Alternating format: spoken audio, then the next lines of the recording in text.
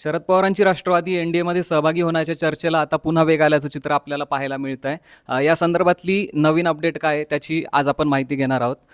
तर राष्ट्रवादीचे जयंत पाटील यांनी विधिमंडळाच्या पावसाळी अधिवेशनाच्या शेवटच्या टप्प्यात राष्ट्रवादी शरद पवार गटाच्या सगळ्या आमदारांची आणि खासदारांची एक बैठक घेतली होती। या बैठकीत त्यांनी या नेत्यांचं मत जाणून घेतल्याची चर्चा आहे। या बैठकीमध्ये 10 पैकी 9 आमदारांची एकूण उपस्थिती होती आणि या 9ही आमदारांशी बोलताना जयंत पाटलांनी त्यांचं मत जाणून घेतलं। यापैकी बहुतांश आमदारांनी सुनेत्रा पवारांच्या राष्ट्रवादीत जाण्याऐवजी आपण एनडीए प्रणित आघाडीमध्ये सहभाग घ्यावा असं मत व्यक्त केल्याची जी माहिती आहे तर ती मिळते आहे। मतदारसंघातल्या कामांना बळकटी मिळावी, शिवाय 2029च्या निवडणुकीच्या अनुषंगाने आपण हा निर्णय घेतला पाहिजे असं मत जे आहे तर ते बहुतांश आमदारांनी या बैठकीत व्यक्त केल्याची माहिती मिळते आहे। जरी राष्ट्रवादीकडे एनडीए प्रणित आघाडीमध्ये सहभागी होण्याचा पर्याय जरी असला तरीही याचा अंतिम निर्णय जो आहे तो शरद पवारांकडूनच घेतला जाईल असं मत जयंत पाटलांनी जे आहे तर ते व्यक्त केलेलं आहे।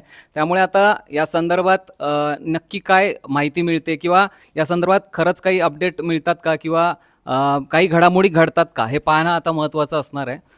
या संदर्भातल्या जर नवीन काही अपडेट आल्यास तर त्या आम्ही तुमच्यापर्यंत पोहोचवतच राहू। यासाठी सरकारनं आम्हाला सबस्क्राईब करायला आणि बेल आयकॉन दाबायला विसरू नका।